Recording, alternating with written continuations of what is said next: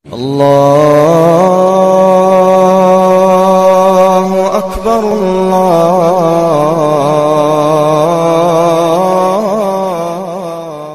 Bismillahirrahmanirrahim. Assalamualaikum warahmatullahi wabarakatuh.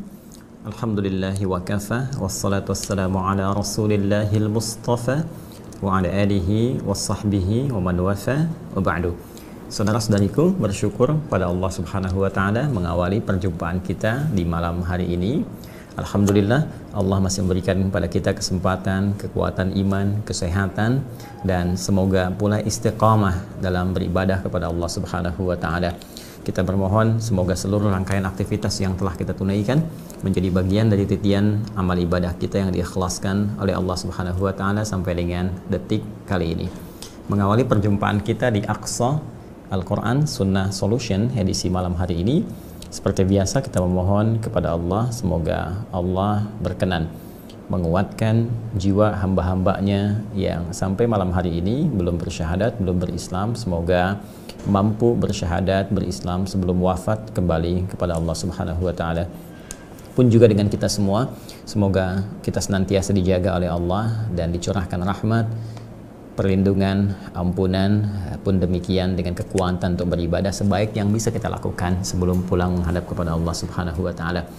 Kita akan coba lanjutkan kajian kita masih di surah Al-Baqarah, surah kedua dalam urutan mushaf di Al-Quran Al-Karim, masih di ayat yang ke-8, 9 dan 10. Ya, di pertemuan lalu telah kita coba masuki pada ayat yang ke-9 dan telah kita tuntaskan. Insya Allah hari ini kita akan masuki pada ayat yang ke-10 surah kedua surah Al-Baqarah. Sebelumnya kita coba hadirkan dulu kondisi pengantar untuk memahami keterkaitan antara ayat ini dengan untayan-untayan ayat sebelumnya sehingga kita memiliki gambaran yang utuh sebelum kita masuk pada kajian di ayat ke-10 surah Al-Baqarah ini. Teman-teman sekalian, seperti kami sering utarakan, tegaskan di awal setiap sesi kajian, bahwa di surah Al-Baqarah ini Allah Subhanahu wa taala membuka surah ini dengan memperkenalkan 3 golongan utama manusia. Golongan pertama adalah golongan yang dinilai terbaik menurut Allah Subhanahu wa taala, sehingga dengan sifat terbaik ini Allah berkenan senantiasa memberikan perlindungan, ya, kemudian petunjuk, pedoman hidup yang sesuai dengan maslahat yang mengantarkan pada kesuksesan dan kebahagiaan. Di ayat kelima ditegaskan ulaika ala hudam mir rabbihim wa ulaika humul muflihun. Ya, golongan pertama mereka itulah orang-orang yang senantiasa mendapatkan petunjuk, mendapatkan bimbingan, mendapatkan pedoman yang menyertai kehidupan mereka, sehingga dengan itu mereka lebih cenderung dekat pada kebahagiaan, lebih cenderung dekat pada kesuksesan sesuai dengan apa yang Allah kehendaki. Ini ukurannya. Nah, apa amalan yang biasa mereka kerjakan untuk meraih itu semua? Ikhtiarnya adalah diurut ke ayat yang sebelumnya, 4, 3, bahkan kedua sebelumnya. Ya, Allah menyampaikan dzalikal kitabu la raiba fi hudal lil muttaqin. Seluruh isi Al-Quran ini jangan pernah diragukan kandungannya dan akan menjadi pedoman kehidupan, akan menjadi petunjuk yang mengantarkan pada segala kemuliaan di hidup dan kesuksesannya, khususnya bagi orang-orang takwa. Jadi clue-nya di sini Allah memberikan sebuah isyarat yang kuat. Jika ingin menjadi golongan pertama, maka golongan ini disebut oleh Allah dengan golongan takwa. Untuk menjadi takwa ini, maka dibutuhkan usaha kita. Ya, usaha terbaiknya adalah di ayat ketiga sampai 4-nya. Alladzina yu'minuna bil ghaib, yaitu orang-orang ini senantiasa berusaha mengupgrade imannya untuk mendekatkan dirinya kepada Allah, ya, walaupun saat ini belum tampak dalam pandangannya, dengan sifat ghaibnya, ya, walaupun belum tampak dalam pandangannya, dia bangun kekuatan imannya, dia naikkan terus untuk yakin kepada Allah dan yakin pada setiap ketentuan yang telah Allah tetapkan. Nah, untuk mengupgrade iman ini sehingga muncul kualitas yang kuat antara hubungan hamba dengan Sang Pencipta, dengan Allah Subhanahu wa taala, maka jalannya adalah melalui ibadah-ibadah pokok. Apa di antara yang pokok itu? Untuk menguatkan iman tadi, wa yuqimunas shalah, maka ia berusaha untuk meningkatkan kuantitas dan kualitas salatnya. Baik, berbicara kuantitas tidak sekedar fardunya, dia tambah dengan sholat sunnahnya, ya entah di malamnya ataupun di siangnya, entah yang rawatibnya ataupun yang mutlaknya, dia mencoba. Nah ini satu ukuran yang seyogianya dalam setiap pekan kita bisa menilai pribadi kita. Ya ini kita masuk malam Jumat, ya Sayyidul Ayyam, hari yang paling utama, penghulu di antara para hari, yang di antara hikmahnya setiap Jumat itu adalah mencoba mengevaluasi amalan-amalan kita selama sepekan ke belakang. Ya, karena itulah nanti ketika kita mencoba untuk datang Jumatan menghadap kepada Allah sekaligus melihat amalan ke belakang selama sepekan. Ya, di sini Nabi memberikan isyarat yang sangat kuat ya kepada kita, kepada umatnya, bahwa seorang yang bisa mengoreksi dirinya, seorang yang bisa berintrospeksi pada keadaan dirinya dengan menunaikan sholatnya dengan baik, as-salawatu ila salawat, sholat satu ke sholat yang lainnya, wal jumu'atu ila jumu'ah, dan Jumat satu ke Jumat yang lainnya, dan puncaknya nanti setahun sekali, Ramadan ila Ramadan, ya dari Ramadan satu ke Ramadan yang lainnya. Maka apa yang terjadi? Kafaratun lima bainahunna, itu bisa menjadi kafarat, penghapus dosa-dosa, penghilang keburukan-keburukan, penghilang kejelekan-kejelekan. Jadi sesungguhnya orang-orang yang benar menunaikan sholatnya, yang mengevaluasi dirinya dengan baik, itu berpotensi bisa menghilangkan potensi-potensi jelek yang ada pada dirinya, bisa berpotensi merubah perilaku dirinya, meninggalkan perbuatan-perbuatan buruk. Itulah rahasianya kenapa di Quran surah ke-29 Al-Ankabut di ayat ke-45 itu Allah tegas mengatakan innas salata tanha 'anil fahsya wal munkar. Sungguh salat yang bila benar dikerjakannya itu akan berpotensi mencegah pelakunya dari dua sumber keburukan yang utama, yaitu fahsya, ya keburukan yang bersumber dari syahwat, mohon maaf ya, LGBT, pornografi, porno aksi dan semisalnya, kata-kata jorok, kotor, dia. Nah, itu disebut fahsya. Wal munkar, keburukan yang bersumber dari nafsu perut dan akal yang diingkari oleh jiwa kita. Ya, berdusta, merampok, membunuh, korupsi, kolusi dan sebagainya, itu munkar. Di orang sholat mustahil mengerjakan itu semua. Sederhananya, sampai dengan Jumat ini berapa yang telah kita tingkatkan kuantitasnya? Jadi ini ciri, ya semakin kita bisa meningkat, artinya imannya sedang menguat. Ketika iman menguat, itulah landasan utama yang bisa dilihat sebagai parameter yang mempercepat hadirnya bimbingan Allah dan kesuksesan yang sedang kita nantikan. Jadi kalau Anda sudah mulai ya merasakan nanti kenikmatan dengan ibadah-ibadah di luar yang pokok, tambahan, ya sunnah, sholatnya sudah mendekat kepada yang sunnah, kemudian senang mulai berbagi, wa mimma razaqnahum yunfiqun, ya dari yang pokoknya zakat mulai lewat dari situ. Ya lewat itu dalam pengertian bertambah dengan ibadah sunnahnya, senang berbagi, senang berinfak dengan harta, ya kan? Kemudian walladzina yu'minuna bima unzila ilaik, senang berinteraksi dengan Al-Qur'an. Dulu jarang bahkan sekedar membaca. Sekarang kan jangankan membaca sekarang, bahkan sudah mulai ingin memahami, sudah mulai menghafalkannya. Nah, kalau ini sudah hadir dalam menu kegiatan harian kita yang kita evaluasi dalam setiap pekan, maka ini adalah awal tanda bimbingan Allah akan dilekatkan dalam setiap alur kehidupan kita. Dan yang pertama akan diberikan adalah ketenangan. Ya, wa may yuhajir fi sabilillah yajid fil ardi muragaman katsira wa sa'ah. Ya, Allah memberikan kelapangan pada jiwa kita. Makanya orang-orang yang meningkat kualitas salatnya, kuantitas salatnya, itu yang pertama dirasakan kenikmatan, tenang, nyaman. Nah, dulu terlambat fardu, ya biasa. Sekarang ketinggalan sunnah, itu bisa gelisah. Nah, dulu nggak ngaji, biasa. Sekarang nggak ngaji sehari, itu rasanya nggak enak. Ya. Ada yang bahkan sampai nggak ngaji bisa sakit tuh. Nah, kalau sudah sampai ke level ini, sudah ada ketenangan, kenyamanan, kenikmatan hidup, kedamaian, itu tanda yang pertama. Anugerah telah Allah berikan kepada kita. Nanti dari situ Allah akan bimbing, diarahkan kepada passion yang sesuai untuk kemaslahatan hidup kita.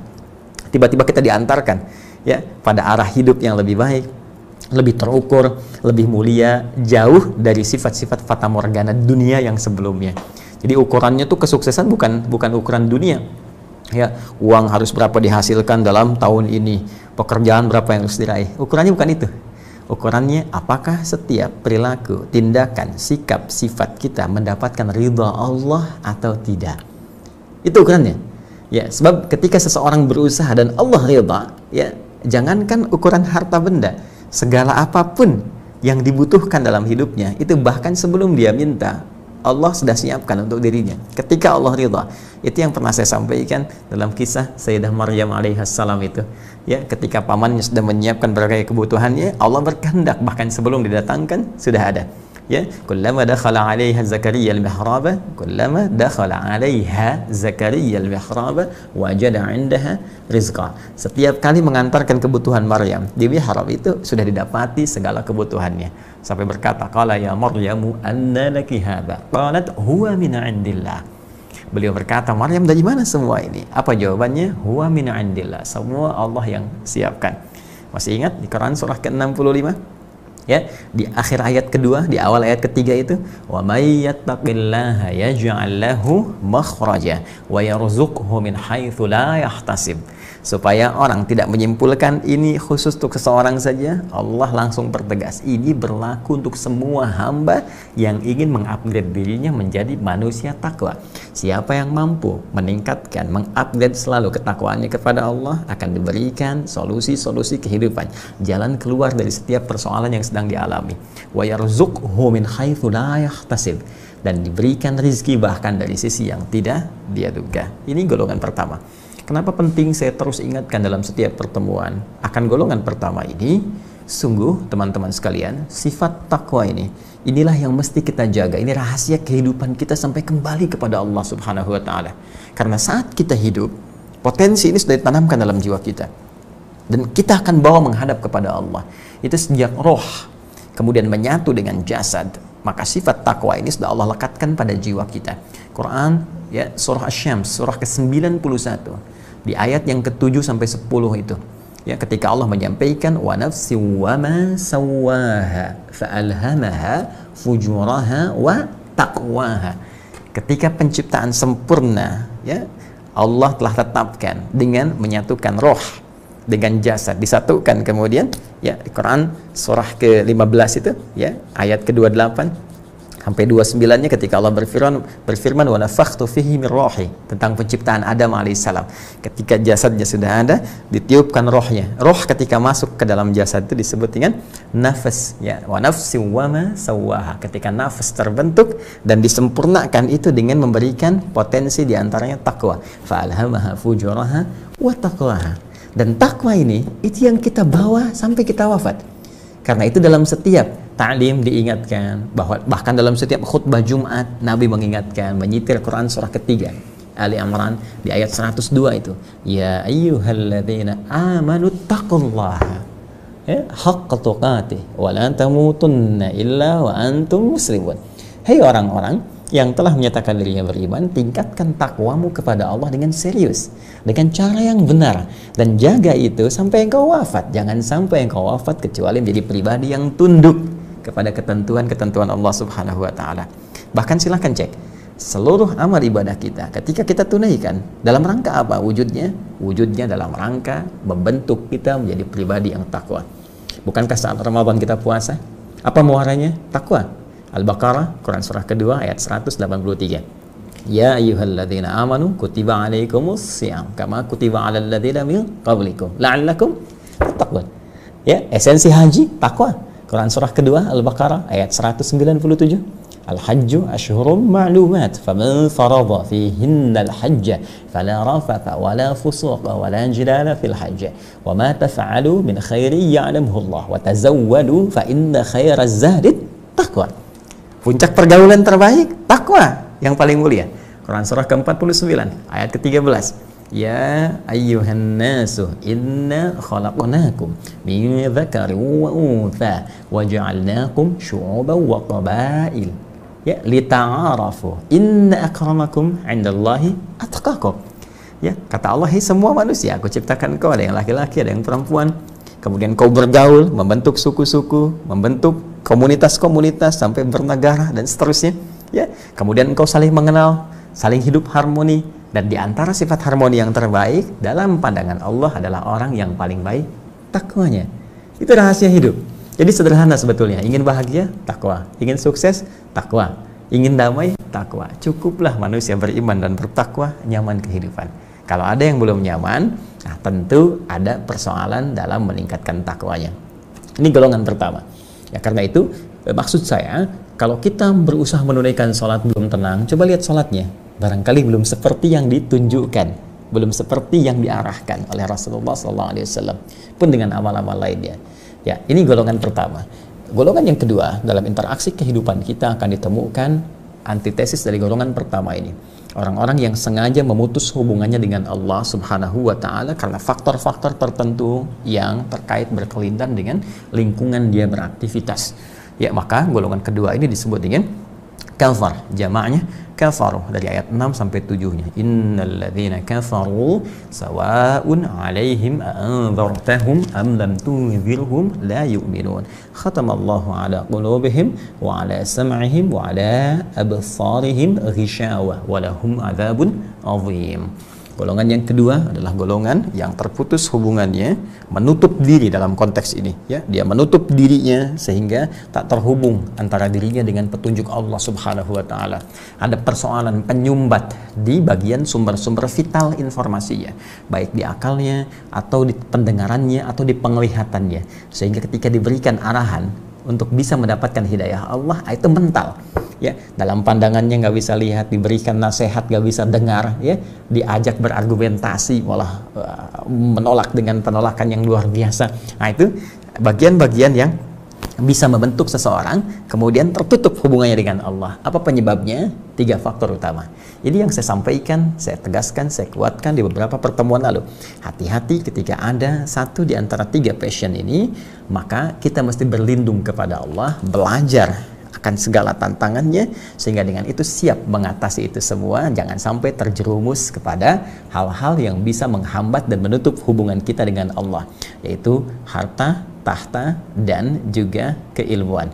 Hati-hati, ya. Ada harta benda, dengan mencari harta lupa dengan ibadah, akhirnya menjauh. Tahta untuk mencari kedudukan, mencari jabatan, lupa dengan kaidah-kaidah, akhirnya jauh dari ketentuan Allah Subhanahu wa Ta'ala. Bahkan dengan pengetahuan, bahkan nanti bisa bercabang lagi. Mohon maaf, ya. Orang pengetahuannya alih-alih dipakai pada kebaikan, justru dipakai pada pelanggaran, maksiat-maksiat. Yang ketika semakin banyak maksiat terakumulasi, menutuplah kemudian pintu pendengarannya, fi adanihim waqra, ya kan? Nah, kemudian juga dari pandangannya sampai ke hatinya. Ini yang paling berbahaya. Dan nanti ada, ya, gelombang-gelombang selanjutnya sebagai dampak dari yang 3 tadi, dari perebutan harta turun nanti kepada pasangan hidup, ya, untuk laki-laki jadi perempuan, untuk perempuan jadi laki-laki. Dalam konteks, mohon maaf, dalam fata morgana, karena cinta tiba-tiba meninggalkan akidah, padahal itu bukan cinta sesungguhnya, itu nafsu. Karena cinta yang benar akan membangun kedekatan kita dengan Allah Subhanahu wa Ta'ala. Karena itu ayat pembuka cinta, ayat pembuka hubungan sah rumah tangga dibuka dengan kalimat ayat, ya, Quran surah 30 ayat 21 itu. Wa min ayatihi an khalaqalakum min anfusikum azwaja litaskunu ilaiha wa ja'ala bainakum mawaddatan wa rahmah inna fi dzalika la ayatil liqaumi yatafakkar. Sungguh dari sekian tanda yang mampu mendekatkan seorang hamba terhadap Allah. Diciptakanlah pasangannya supaya dia bisa menikah dari jenisnya, dari jenis manusia, ya kan? Nah, ini poinnya teman-teman sekalian. Jadi cinta itu membawa kedekatan kepada Allah. Rumah tangga membawa peningkatan pada kualitas dan kuantitas ibadah. Jadi kalau ada orang mengatakan cinta kepada Anda tapi menjauhkan Anda dari Allah, itu sesungguhnya ada fata morgana, ada kepalsuan di dalamnya. Bagaimana dia bisa mengatakan aku mencintaimu sedangkan Allah saja dia tinggalkan? Jadi kalau ada yang mengatakan pada Anda aku menyayangimu tapi dia mencoba menjauhkan Anda dari Allah, maka katakan kepadanya, bagaimana engkau bisa menyayangiku, Allah saja engkau tinggalkan? Baik, ayo pasang status, ya. Nah, yang ketiga, yang concern kita di dalamnya adalah golongan yang abu-abu, nggak jelas kelihatannya. Ya, kalau yang tadi itu kelihatan, oh ini nampak dari perilaku, nampak dari sikap, nampak dari sifat, sehingga dari kejauhan bisa kita doakan untuk berubah, sehingga Allah lembutkan dulu hatinya, dengan kelembutan itu berkenan, bisa mendengarkan arahan-arahan. Ya, jadi jangan dulu dihukumi, oh ini begini, ini begitu, tidak, tapi kita bisa mencoba untuk mengarahkan pada kebaikan. Itu misi yang kita bawa. Setiap orang masih punya hak untuk berubah lebih baik, dan itulah dahsyatnya Islam. Memberi peluang kepada setiap hamba, ya, sezalim-zalimnya Fir'aun atau sefir'aun-fir'aunnya Fir'aun, ya, itu masih diberikan kesempatan oleh Allah untuk mau kembali bertobat sampai nyawa di kerongkongan. Hanya sayang, ya, kefir'aunannya kesombongannya membuat ia untuk menolak kemudian itu semua dan memilih dalam kondisinya sampai baru sadar ketika nyawanya sudah di kerongkongan, yaitu terlambat. Ya, sepanjang itu belum terjadi, bagi kita semua diberikan kesempatan oleh Allah, diberikan keterangan di masa lalu, bukan untuk ditiru, tapi untuk diketahui sehingga mencegah kita dari perbuatan yang buruk, meninggalkan yang salah, menuju segala perbuatan yang soleh yang Allah senangi. Baik, golongan yang ketiga ini yang agak repot ya, karena nggak langsung kelihatan, nampaknya terlihat seperti baik dari perilakunya, gesturnya, sikapnya, tapi sesungguhnya membawa aroma-aroma pahit dalam hatinya yang berbeda dengan keterangan ataupun penampakan perilakunya. Nah, ketidaksinkronan ini menyebutkan mereka dinamai dengan golongan munafik. Namanya munafik, jawabannya munafiqun, sampai turun satu surah seperti pernah saya sampaikan di pertemuan lalu, surah ke-63, surah Al-Munafiqun, membawa sifat nifaq. Ini yang dibuka dari ayat ke-8 sampai dengan nanti kita temukan pendahuluannya menuju ayat ke-20. Allah berfirman di ayat yang ke-8, telah kita tuntaskan, wa minan nasi may yaqulu amanna billahi wa bil yaumil akhir wa ma hum bimu'minin. Dan dari sekian manusia yang engkau dapati saat berinteraksi sosial dengan mereka. Nah, jadi saya tegaskan sekali lagi, ayat ini memberikan gambaran yang dahsyat ketika kita berinteraksi secara sosial, ya, berkomunal, melihat kelompok-kelompok berinteraksi di sekitaran kita, entah dengan kehidupan berkeluarga, bahkan bertetangga, atau bahkan berkehidupan bermasyarakat, ya, bernegara atau berinternasional lebih luas lagi, akan didapati potensi-potensi. Nah, yang menjadikan seseorang terlihat seperti meyakinkan baik, tapi sesungguhnya kontradiktif dengan itu. Wa yaqulu amanna billahi wa bil yaumil akhir. Ada orang bahkan mendeklarasikan, mengatakan diri mereka beriman kepada Allah dan siap mematuhi ketentuannya, juga yakin dengan ketentuan di hari akhir, hari kiamat. Lantas datang kemudian bantahan langsung dari Allah, wa ma hum bimu'minin, bahwa bahkan mereka sesungguhnya benar-benar bukan termasuk golongan beriman. Ya. Lalu dengan sangat dahsyat Allah memberikan keterangan dan sindiran yang tajam, yukhadi'unallaha walladzina amanu, mereka mencoba menipu Allah dan orang-orang yang benar-benar beriman, benar-benar yakin kepada Allah Subhanahu wa taala. Wa ma yakhda'una illa anfusahum, sesungguhnya yang tertipu hanya diri mereka sendiri. Wa ma yash'urun, dan mereka tidak menyadarinya. Nah, sampai di sini pembahasan kita di pertemuan yang lalu. Nah, sekarang apa yang menyebabkan mereka kemudian menjadi berperilaku demikian tidak sama antara perilaku dengan isi hatinya? Bahkan yang paling menarik disebut oleh Allah langsung sebagai penipu, ya. Golongan yang mencoba menipu tapi tertipu. Nah, ini menarik nih, ya, mencoba menipu tapi tertipu, mengelabui diri sendiri. Nah, golongan ini kita masih di golongan yang ketiga, golongan, ya, ketiga. Nah, ya kan? Baik, ya, golongan orang-orang munafik.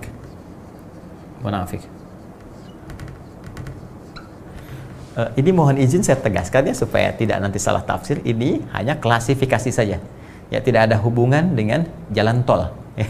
Ketika Anda masuk pintu tol, golongan pertama, oh ini saya nih. Begitu golongan ketiga bawa truk, kayaknya munafik, tidak. Ya. Awas, hati-hati tuh, dan jangan potong video saya. Awas, ya, hati-hati tuh. Ya, ini tidak ada kaitan dengan yang demikian. Ini fokus kepada pembahasan yang sedang kita kaji. Ya. Golongan pertama, insan terbaik. Golongan kedua, orang-orang ingkar, menutup diri. Golongan ketiga, golongan munafik. Golongan ketiga, ya. Ini baik. Ini disebut oleh Al-Quran satu, ya, bermasalah dengan imannya. Nah, ini sehingga dengan persoalan iman ini diindikasikan di Quran surah kedua ayat 8 tadi, ya, wa minan nasi may yaqulu amanna, ya kan, billahi wa bil yaumil akhir wa ma hum bimu'minin. Imannya bermasalah. Mereka, kata Allah, sungguh belum benar-benar beriman, bukan termasuk golongan orang yang beriman yang benar, yang sejati. Nah, artinya apa? Imannya bermasalah. Karena iman bermasalah ini melahirkan sikap, ya, yang tidak konsisten dengan keadaan jiwanya. Apa itu? Yukhadi'una Allah. Muncul perilaku buruk, perilaku manipulatif. Ya, manipulasi tidak sama penipuan yang cenderung ya hipokrit ya. Jadi munafik, tidak sama antara ya apa yang tampak dengan apa yang tersembunyi. Nah, ini bahasa kerennya ya. Nah, ini seperti ini. Nah, hipokrit di ayat ke-9-nya Quran surah kedua ayat 9, yukhadi'una Allah walladzina amanu, mereka mencoba manipulasi, menipu Allah dan golongan beriman yang sejati. Wa ma yakhda'una illa anfusahum wa ma yash'urun, dan mereka tidaklah mengelabui kecuali diri mereka sendiri tanpa mereka sadari. Nah, apa yang menyebabkan seseorang ini menjadi munafik dengan persoalan imannya ini, kita ingin telusuri sejenak teman-teman sekalian, sehingga memunculkan sikap-sikap yang manipulatif dan tidak kesesuaian antara hati dengan perilakunya. Nah, saya tegaskan di pertemuan-pertemuan jauh sebelumnya, karena itu kami sarankan Anda mengkaji kembali, belajar lagi video-video yang awal supaya ada ketersinambungan dengan yang kekinian. Iman itu selalu terkait berkelindan dengan kemantapan jiwa, hati. Ya.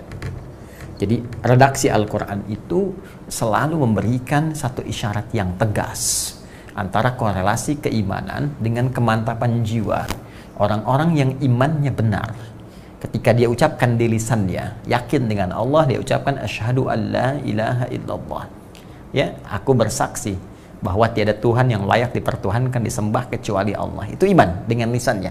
Wa asyhadu anna Muhammadar Rasulullah. Dan dalam rangka beriman kepada Allah itu menuhankan Allah, menepikan yang lainnya, menyembah Allah. Aku mencoba mengikuti tuntunan Muhammad SAW sebagai Rasulullah. Nah, kalimat itu ketika diucapkan di lisan, maka tembuslah ke dalam hatinya. Karena yakin itu pekerjaan hati. Ya, yang dipancarkan gelombangnya, dipancarkan sinarnya kepada seluruh anggota tubuh. Saya ulangi, yakin itu pekerjaan hati, pancarannya kepada seluruh anggota tubuh. Ya, jadi setiap yang yakin itu pekerjaan hati. Nanti diberi sinyal ke tubuh untuk menunjukkan inilah orang yakin. Ya, cinta misalnya. Cinta itu kan keyakinan, hati. Makanya ketika orang cinta, dari mata turun ke hati, dari hati diberi sinyal ke seluruh tubuh. Maka muncul kasih sayang, muncul perlakuan, muncul senyuman, ya kan? Dari mana sumbernya? Hati. Iman perkara hati. Ketika dia menjadi perkara hati, maka sinyalnya dilekatkan kepada seluruh tubuhnya. Artinya, orang yang imannya belum benar, ada persoalan di hatinya, ada masalah di jiwanya. Apa masalahnya? Apa persoalannya? Apa yang dimaksud hati di sini? Itu yang akan kita jawab setelah menunaikan sholat Isya berjamaah. Ya, mohon izin, sudah tiba waktunya Isya. Tuh, terdengar adzan berkumandang waktu Indonesia bagian Bekasi, WIB waktu Indonesia bagian Bekasi. Ya, karena sudah tiba, mohon izin melanjutkan ba'da Isya. Semoga Allah meridhai kita semua. Subhanakallahumma bihamdika, asyhadu an la ilaha illa anta, astaghfiruka wa atubu ilaik. Assalamualaikum warahmatullahi wabarakatuh. Alhamdulillah, wassalatu wassalamu ala rasulillah wa ala alihi wa sahbihi wa man walah, wa ba'd. Saudara-saudariku, berjumpa kembali dalam kajian lanjutan Aqsa Al-Quran Sunnah Solution. Kita telah menunaikan sholat Isya berjamaah beserta amalan sunnahnya. Bermohon pada Allah Subhanahu wa Ta'ala, semoga sholat yang telah kita tunaikan berkenan diterima oleh Allah Subhanahu wa Ta'ala. Pun demikian bagi saudara-saudariku, khususnya yang terhubung melalui tayangan ini di Adi Hidayat Official yang telah menunaikan sholat sunnah, kita juga bermohon pada Allah semoga diterima beserta amalan fardu tentunya yang pokok. Dan bagi saudara-saudariku yang terhubung di wilayah lain ataupun negara lain yang saat ini bergabung bersama kita, baik dari tetangga kita, dari Malaysia, ya kan? Dari Brunei Darussalam, saya dengar juga ada yang dari bahkan Saudi Arabia, dari Abu Dhabi, dari Taiwan, dari Hong Kong, ya, juga dari belahan negara lain yang sekiranya belum memasuki waktu sholat. Semoga Allah berikan kemantapan dalam persiapan dan kekuatan hati sehingga bisa menunaikan sholat dengan khusyuk sesuai dengan petunjuk Allah dan Rasulnya. Mari kita lanjutkan bahwa pada golongan yang ketiga di antara sekian manusia yang kita dapati saat berinteraksi secara sosial, berpotensi didapati golongan yang memiliki sifat nifak yaitu sifat yang terkontaminasi dengan lingkungan-lingkungan dan arahan-arahan yang buruk dari setan yang memberikan pengaruh buruk kepada jiwa, kepada hati, sehingga menembuskan pancaran-pancaran keburukan dalam bentuk perilaku. Orang-orang ini bahkan sekiranya terlihat tampil perbuatan baik dalam kehidupan, tapi memiliki agenda terselubung dalam jiwanya yang penuh dengan nilai-nilai keburukan.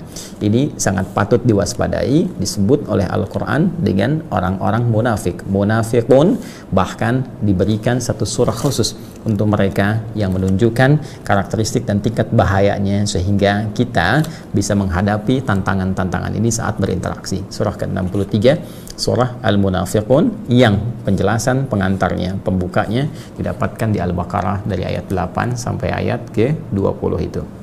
Kita lanjutkan dalam paparan kita tadi bahwa sifat nifak yang menjadikan seseorang dilabeli oleh Allah dengan munafik dan jamaknya munafiqun, pertama bermasalah dari segi keimanannya, seperti yang tadi telah saya uraikan menjelang Isya.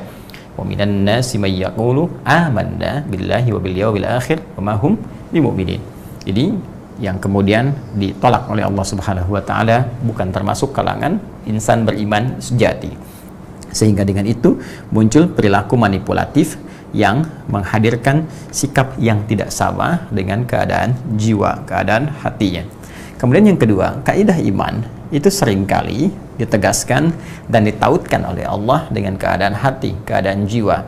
Karena iman itu persoalan keyakinan. Iman itu kan pernah kita ungkapkan saat mengkaji ayat ketiga di Al-Baqarah itu, ya secara singkat dipahami sebagai keyakinan tanpa ragu. Ya, jadi yakin, jangan pernah ragu.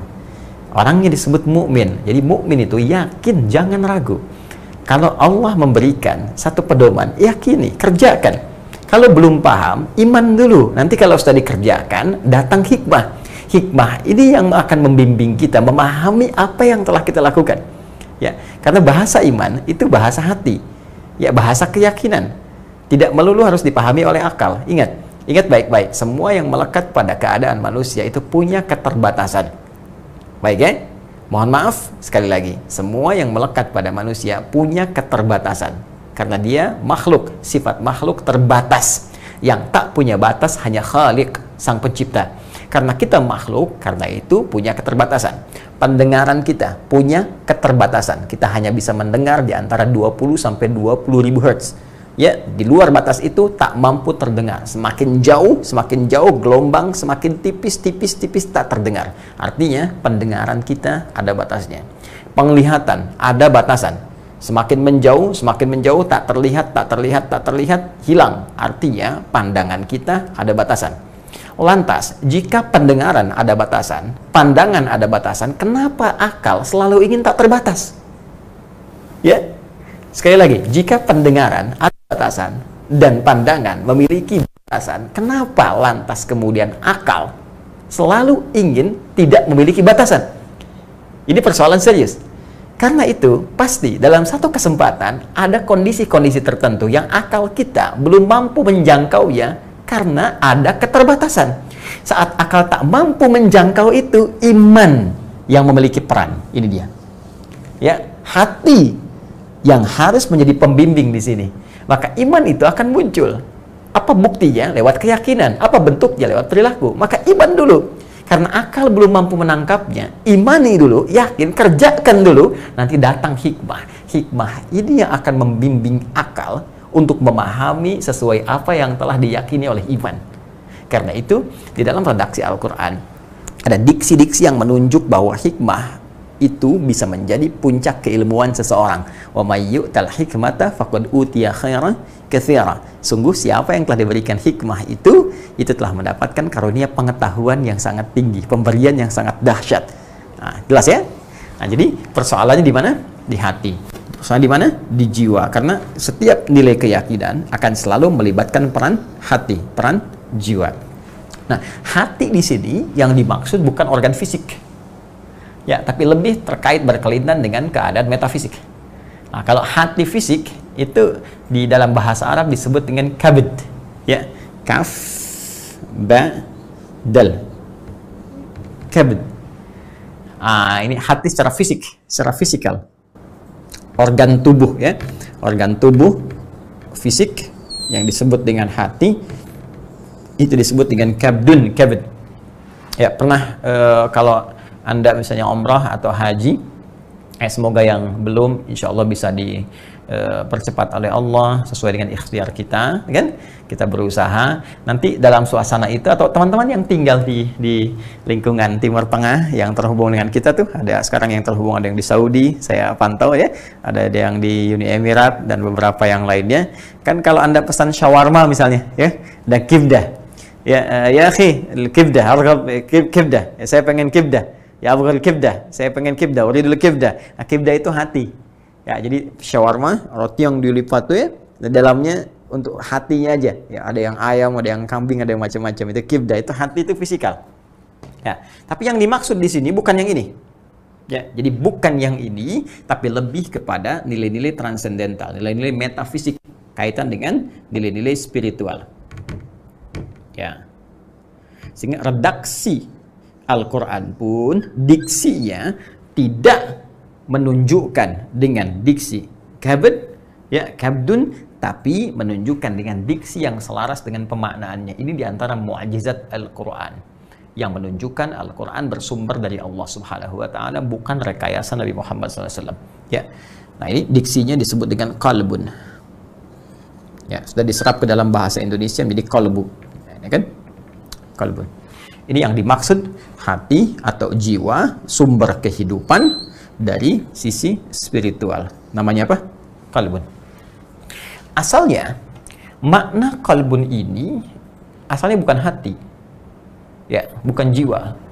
Dari bahasa Arab qalaba yaqlubu qalban ya, sesuatu yang terbolak-balik, nggak pernah stabil ya, terbolak-balik, sesuatu yang tidak stabil ya, kadang naik, kadang turun dan seterusnya ya. Kenapa disebut dengan qalbun? Sesuatu yang bolak-balik, nggak pernah tentram, nggak pernah kondisinya stabil begitu ya, nggak pernah diam, nggak pernah tetap. Nah, karena memang ada dua sumber di dalamnya yang menjadikan di tempat ini selalu seperti terlihat berlawanan ya. Apa itu? Di dalam qalbun ini, di tempat ini, di qalbun ada yang disebut dengan nafas namanya, unsur kehidupan.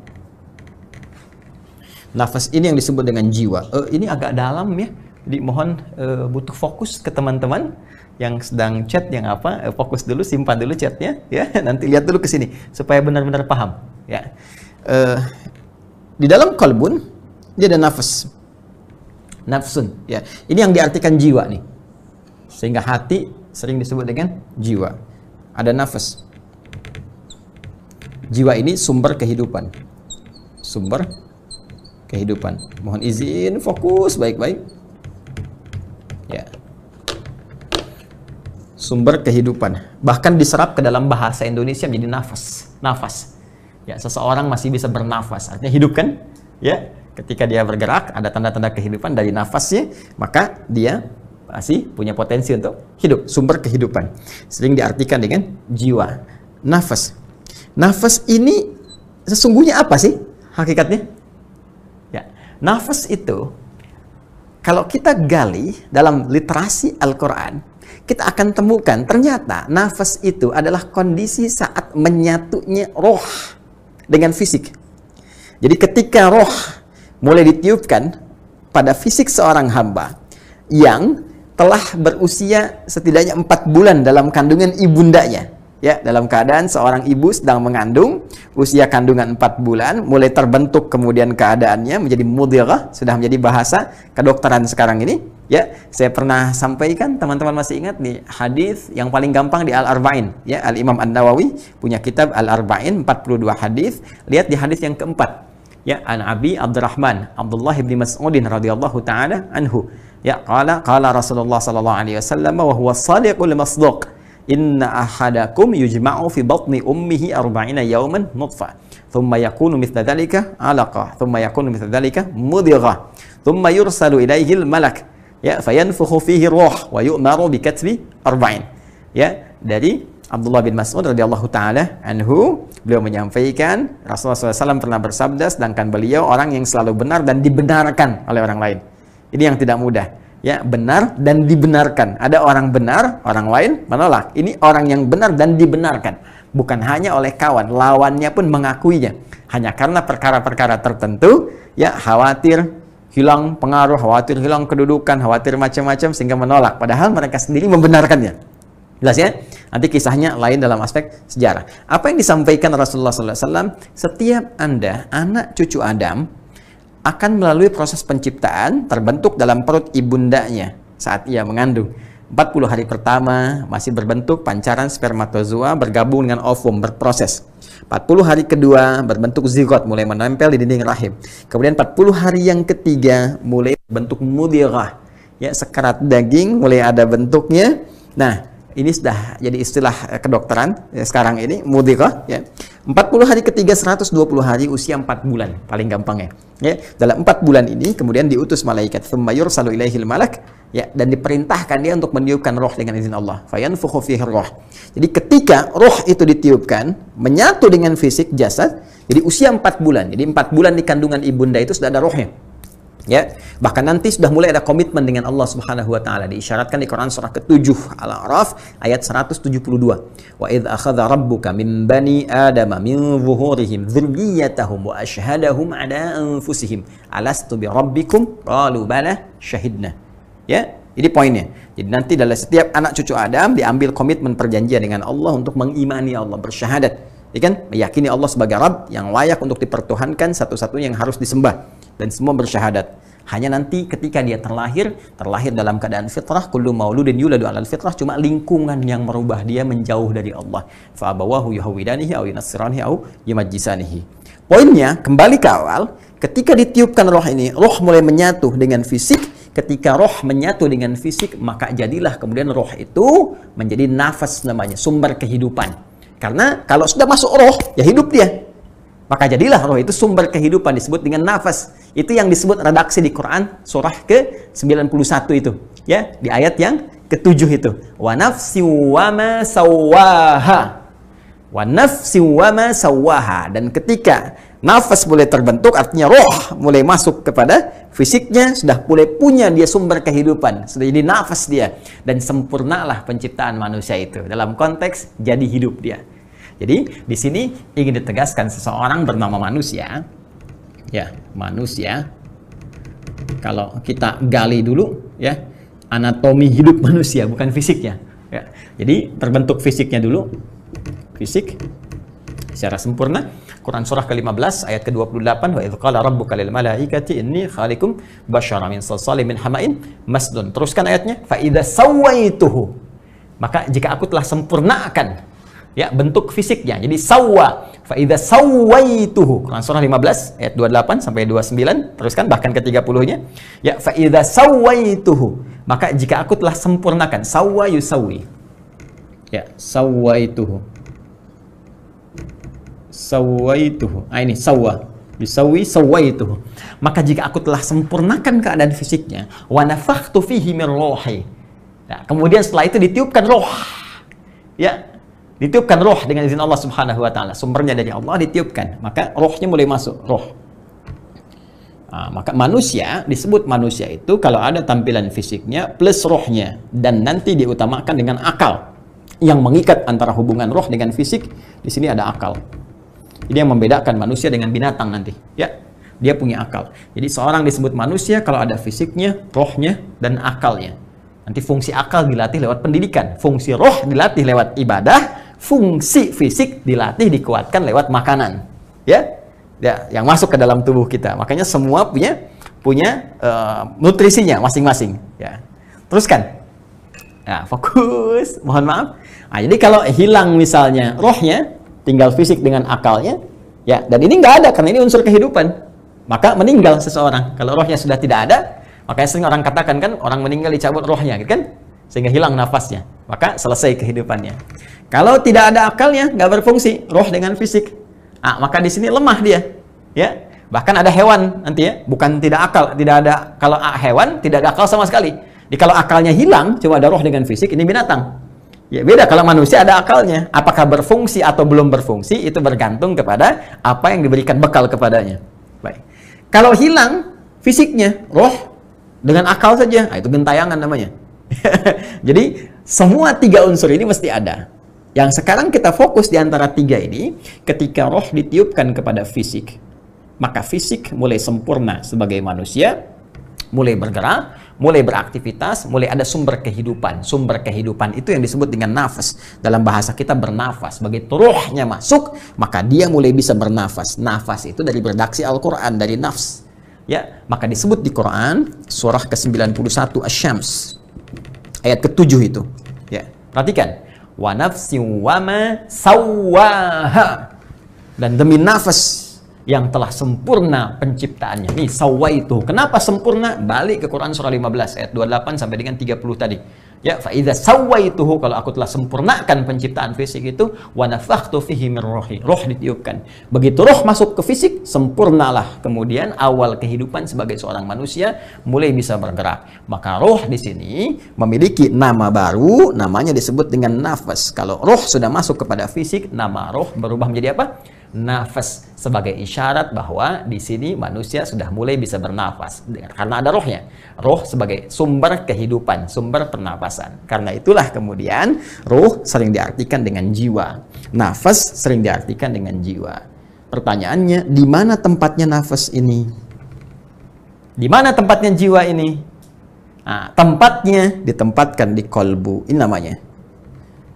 Kenapa disebut kolbu? Bolak-balik, nggak pernah stabil. Karena di nafas ini saat roh ditiupkan, ada dua sifat yang menyertainya. Satu, sifat takwa. Yang kedua, lawannya fujur. Teruskan ayatnya, Quran surah 91 di ayat ke-8 ya. Setelah tadi ayat ke-7, wa nafsin wa ma sawwaha fa'alhamaha fujuraha wa taqwaha. Di dalamnya, pembawaan nafas ini ada jiwa takwa yang selalu berpotensi mengarahkan pada nilai-nilai kebaikan, positif. Ya, ada fujur. Ya. Lawan langsung, paradoks dengan yang ini. Arahnya terlihat seperti negatif. Saya berikan gambaran redaksi begini, terlihat seperti negatif. Lawan langsung dari sini. Ya. Jadi kalau di takwa itu kumpulan semua nilai-nilai kebaikan. Ya. Misal turunan dari takwa ada jujur. Ya kan? Ada sabar, ada dermawan, ya, dan seterusnya. Maka di sini di fujur ada lawannya langsung. Kalau jujur berarti di fujur itu ada dusta, kan? Sabar, di sini ada marah yang tidak terkontrol misalnya. Dermawan, di sini ada rendah hati, berarti di sini sombong, ya, dan seterusnya. Ini lawan langsung. Kalau di sini ada tenang, di sini ada gelisah. Pokoknya setiap ada sifat A di takwa, itu selalu ada lawannya B di fujur. Nah, asalnya, perhatikan caranya, perhatikan cara memahaminya.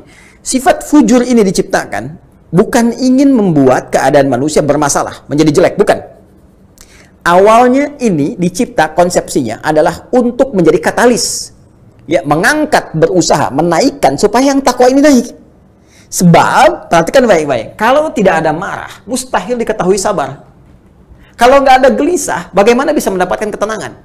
Jadi gelisah diciptakan bukan ingin membuat manusia larut dalam kegelisahan, tapi sebagai pengantar supaya tenangnya muncul.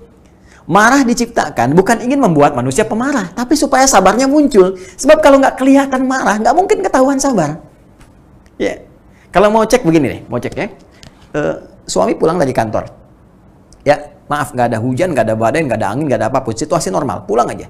Tiba-tiba Anda, istrinya, ya ibu, langsung temui suami, katakan pada suami, "Pak, sabar ya Pak, sabar."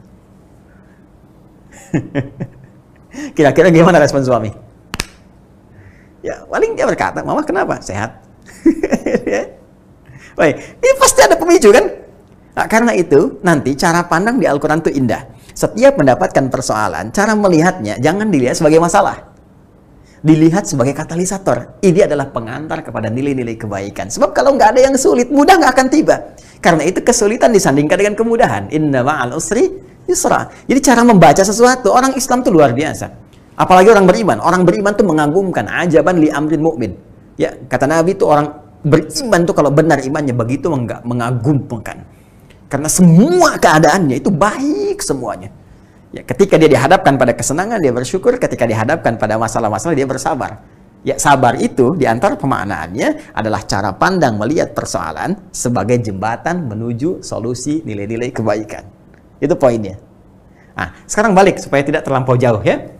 Nah, karena ini ada dalam satu situasi, ya tiba-tiba tenang bisa gelisah ya. Makanya jiwa kita, sumber kehidupan kita kan seperti itu kan? Ya, kadang-kadang sedang tenang, jadi gelisah lagi. Ya, semenit tenang, selanjutnya gelisah. Ada pemicu sesuatu, tiba-tiba jadi marah, terus tenang lagi. Ya? Nah, itu selalu berubah kan? Selalu bolak-balik kan? Ya, nah dalam bahasa Arab, keadaan yang bolak-balik disebut dengan qalubah. Ya, atau qalaba, yaqlabu, qalbun. Ya, qalbun, sifatnya, keadaannya disebut dengan qalbun. Karena itu, tempat nafas yang di dalamnya ada takwa dan fujur, yang tidak pernah membuat keadaan nafas kita, jiwa kita dalam keadaan satu yang sama, ya selalu terpacu, selalu terbolak-balik, maka tempatnya disebut dengan qalbun. Ini asalnya. Dinamailah dengan hati karena mengandung unsur perasaan di dalamnya. Rasa yang tak pernah bisa stabil, rasa yang selalu berubah. Ini hati, ini kadang disebut jiwa karena mengandung nilai nafasnya. Terus gejolak perasaannya disebut dengan qalbun. Dari sini muncul istilah qalbun. Karena ada pergulatan antara keadaan takwa dan fujurnya. Jika seseorang mampu menjadikan fujur sebagai katalis sifat yang jelek tadi, yaitu pengangkat sifat baiknya. Jadi caranya begini, paling gampang ya. Kalau ngelihat orang sedang berdusta, ada dusta misalnya kelihatan, ada pembohong, ada penipu, itu pelajaran dari Allah kepada kita. Itu nggak baik, jangan lakukan. Supaya jujur kita muncul, perbaiki itu semua. Karena itu dalam sistem kehidupan, ya dibuat kemudian sistem untuk mengentaskan nilai-nilai buruk itu. Ya ada ketertiban, keamanan di masyarakat misalnya, ya kan? Ada kemudian kenyamanan, ketentraman. Begitu ada yang kurang baik di sekolah, diperbaiki. Dalam kehidupan pun demikian. Apa hikmahnya? Supaya kita belajar. Nah, begitu ada yang korupsi, ditampilkan, nampak, kelihatan oleh kita. Pelajaran pertama yang paling penting apa? Supaya mengangkat nilai potensi takwa kebaikan kita, jangan lakukan seperti itu. Saat bersamaan kita doakan supaya dia pun berubah, maka mendapatkan perubahan-perubahan, ditata lagi.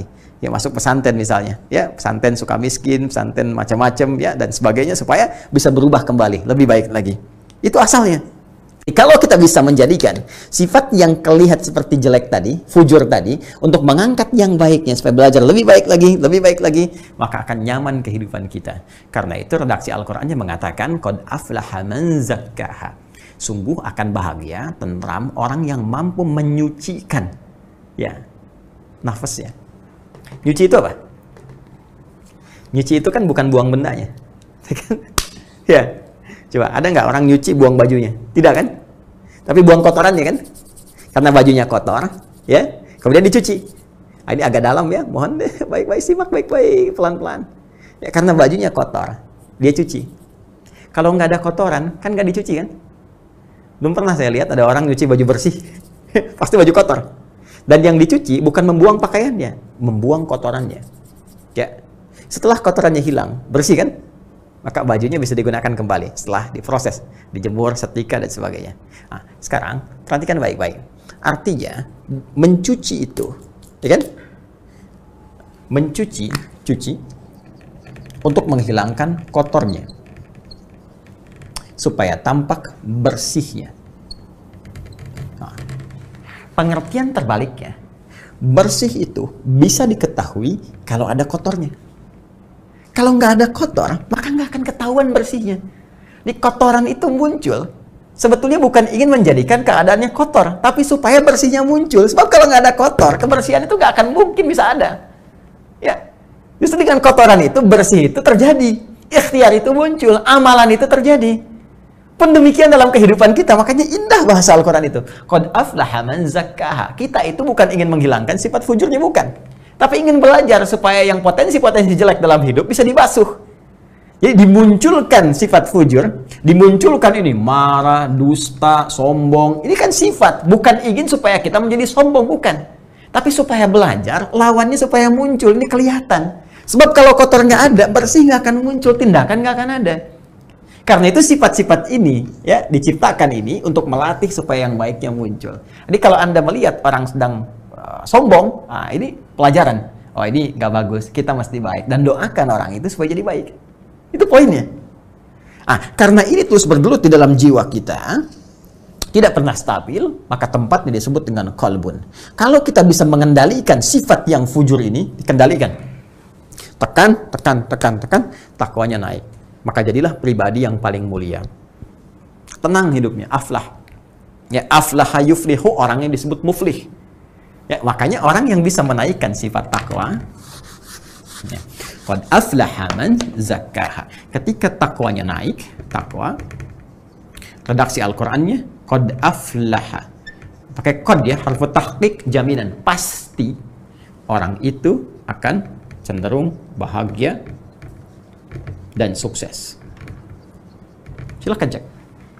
Kata Quran, orang jujur itu pasti sukses. Dermawan itu pasti sukses. Sabar itu pasti bahagia. Bahagia, sukses. Itu aflah. Orangnya disebut muflih.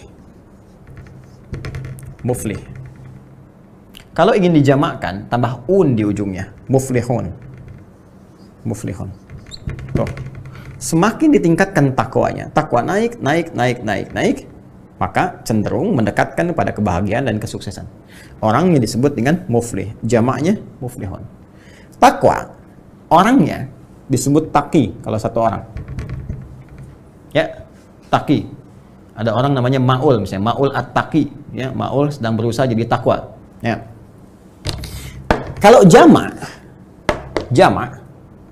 ini berubah jadi muttaqun, ittaqa yattaqi. Ittaqi orang yang berusaha menjadi takwa. Yattaqi, muttaqun, orang-orang yang takwa. Kalau dijarkan muttaqin atau nasabkan muttaqin, ya. Muttaqun, orang-orang yang berusaha meningkatkan takwa, ya. Kalau dinasabkan, dijadikan objek jadi muttaqin. Ya. Orang-orang yang berusaha meningkatkan takwa. Perhatikan korelasinya. Kembali ke Al-Baqarah ayat 2-5. Dzalikal kitabu la raiba fi hudal lil muttaqin. Ya. Isi Al-Quran jangan pernah diragukan kandungannya. Memberi petunjuk pada orang-orang yang berusaha meningkatkan takwanya. Bagaimana dia bisa meningkatkan takwa itu? Ya, kan kesini kan? Semakin kau tingkatkan takwa, takwa akan menutup sifat burukmu, kan? Fujurnya hilang, kan? Yang muncul nilai-nilai kebaikannya, maka cenderung bahagia, cenderung sukses. Bagaimana meningkatkan takwa itu? Kembali lagi ke Al-Baqarah ayat 3 dan 4. Alladzina yu'minuna bil ghaib wa yuqimunas shalah, shalah meningkatkan takwa. Wa mimma razaqnahum yunfiqun, infak meningkatkan takwa. Walladzina yu'minuna bima unzila ilaik, berinteraksi dengan Al-Qur'an meningkatkan takwa. Puasa meningkatkan takwa, haji meningkatkan takwa, zikir meningkatkan takwa. Karena itu ketika orang salat, ya, diminta oleh Allah menunaikan salat, sebetulnya kewajiban yang melekat pada sholat bukan sekedar ingin menuntut kita hanya mengerjakan sebagai ritual, bukan. Anda nggak sholat, nggak ruku, nggak sujud pun, semuka langit nggak sujud dan ruku, tidak akan menurunkan status Allah sebagai Tuhan. Allah nggak butuh dengan sholat kita, yang butuh kita. Karena manfaat sholat ini sendiri, sholat adalah bagian dari amalan takwa. Ya, masih ingat korelasinya? Ketika takwa dikerjakan, ya, naik takwanya, maka potensi ini akan mulai menutup sifat-sifat fujurnya. Fujur ini kan kumpulan nilai-nilai yang tadi, yang negatif tadi. Ya, yang cenderung membawa pada nilai-nilai keburukan. Nah, kalau takwanya naik, ininya ketutup. Di antara amalan takwa itu sholat. Semakin orang sholatnya benar, semakin meningkat, maka sifat-sifat buruk ini mulai terkoreksi, tertutup. Tutup. Ini sebabnya di Quran surah ke-29 ayat ke-45 ada redaksi innas sholata tanha 'anil fahsya wal munkar. Sungguh salat kalau benar dikerjakan akan berpotensi mencegah perbuatan keji dan mungkar. Makanya saya sering katakan, orang kalau salat benar, ya, benar aja salatnya, maka sudah pasti jadi orang baik. Itulah sebabnya dalam Islam dari sejak anak dini itu yang dituntut salatnya. Kalau sholatnya sudah benar, dewasanya pasti jadi orang baik. Demi Allah saya katakan, orang benar sholat aja, nggak mungkin korupsi. Saya lagi, jari tahiyat, nggak akan pernah dipakai maksiat. Ya, nggak ada pelaku kriminal kalau sholatnya benar. Karena akan tercegah, di hatinya itu ada dorongan kuat untuk mencegah. Jangan lakukan, itu nggak benar. Ya, semakin berkurang. Makanya pelaku maksiat tuh, demi Allah saya katakan, mustahil sholatnya benar. Kalaupun ada orang sholat bermaksiat, mustahil benar tuh, pasti bermasalah. Kalau orang benar tuh udah kelihatan auranya lain, beda. Ya, ini poinnya. Ya. Ini kembali ke sini, kita strukturnya kita bangun kembali, ya kita rumuskan lagi. Kembali ke sini. Jadi ada sifat takwa, ada sifat fujur, pendalamannya kalau takwanya baik, fujurnya bisa kita tekan, maka cenderung hidupnya tentram, cenderung hidupnya baik. Namun pada intinya di dalam takwa dan fujur ini berada di satu ya keadaan namanya nafas.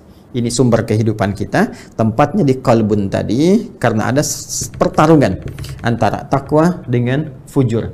Takwa ini yang mendorong kepada kebaikan oleh Allah, kemudian ditugaskan malaikat untuk membisikkan nilai-nilai kebaikan pada jiwa takwa. Karena itu cenderung kita ketika ada misalnya perintah untuk menunaikan ibadah, itu jiwa takwa kita merespon. Itu malaikat yang bisikan. Ya, seperti adzan misalnya kan, Allahu Akbar, terus hati kita tiba-tiba berkata sudah adzan, siap-siap dulu. Itu malaikat. Ya, malaikat disebutkan di Al-Qur'an sebanyak 88 kali. Fujur ini yang diminta oleh setan, dia ngajukan proposal kepada Allah di An-Nisa itu, masih ingat? Di ayat 117, 118, 119 ya. La attakhidhanna min ibadika nasiban mafruḍa. Ya Allah, aku mengajukan kepadamu supaya diberikan ya satu objek di tubuh manusia untuk aku goda, berikan was-was. Ya, maka dia meminta kepada Allah untuk bisa mengondisikan fujur. Nah, setan mendorong lewat fujur. Ya, lewat fujur. Nah, setan disebutkan di Al-Qur'an 88 kali. Sama persis tuh. Jadi kalau malaikat bekerja, setan pun tidak akan berhenti. Dia dorong, ada pertarungan di dalamnya. Ya, setan mendorong fujurnya.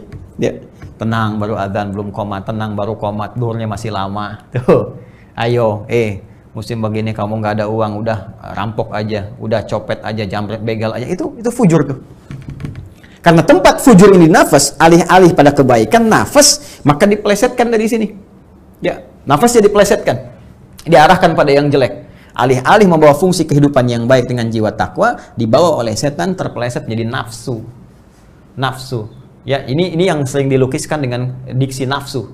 Ya, maka di sini ada redaksi di Quran pula, jika orang dikuasai nafasnya oleh setan dan dominan jiwa fujurnya, maka nafas ini akan cenderung mengarahkan pada nilai keburukan. Itu ada di Quran surah ke-12 Yusuf ayat 53. Wa ma ubarri'u nafsi innan nafsa la'ammaratun bisu. Kita nggak bisa menjadikan diri kita sebagai suci karena ada potensi dalam nafas kita yang dikelola, yang dibisikkan, yang dipengaruhi oleh siapa? Oleh setan. Apa itu? Fujur. Karena adanya di sini di nafas, kalau dikuasai oleh setan, maka ini terkuasai, maka ini yang memberikan sinyal kepada tubuh kita untuk berbuat maksiat. Itu disebut su. Innan nafsa, sungguh nafas itulah ammaratun bisu. Kalau dikuasai fujurnya oleh setan, maka dia akan memberikan rambatan kepada tubuh untuk bermaksiat. Ke mata melotot, ke mulut berkata-kata kotor, terus tembuskan ke tangan jadi mukul nggak karuan, ke kaki. Ya, ada yang korupsi, ada yang macam-macam, ada yang segala rupa. Itu tindakan-tindakan anarkis yang muncul. Ini disebabkan oleh pengaruh-pengaruh fujur yang dikuasai oleh siapa? Oleh setan. Di mana kedudukan orang munafik? Ini poin kita. Ya, apa masalah orang munafik? Nah, orang munafik itu sekali lagi karena masalahnya terkait dengan imannya tadi, sedangkan iman tempatnya di kolbu. Nah, ini yang konstruksinya mau saya teruskan. Iman tempatnya di kolbu. Di kolbu itu ada nafas. Di nafas itu ada takwa plus fujur. Ini nilai yang baik yang didorong oleh malaikat, yang dilatih lewat ibadah. Ini bagannya teman-teman ya, tolong ya. Ini saya hapus dulu. Mohon izin, saya lambatkan sedikit.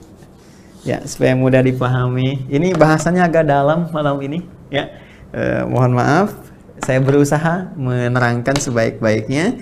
Jadi saya pelankan sedikit. Teman-teman bisa fokus ya. Baik-baik. Semoga Allah memberikan kemudahan pada kita, insya Allah. Ya, baik. Yang lagi ngopi simpan dulu kopinya. Lagi teh simpan dulu tehnya. Fokus dulu baik-baik. Lihat sebentar. Ya.